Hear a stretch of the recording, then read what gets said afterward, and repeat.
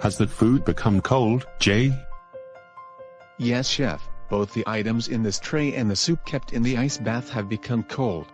Okay then, let me teach you about how to store cooked food, and about reheating it during use. By now, I am sure that you have learned about FIFO, or first in first out. In order to do that, you need to date and label every dish that you make. To reheat a dish, take a pot and quickly take the dish out of the temperature danger zone.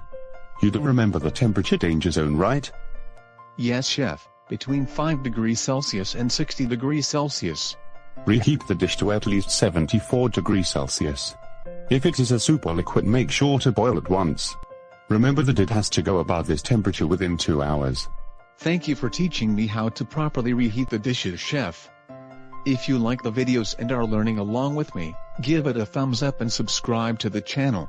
Have you seen these videos in the playlist? You should if you want to learn about HACCP. Also do come back tomorrow. We will have a new video at 11:30 AM India time.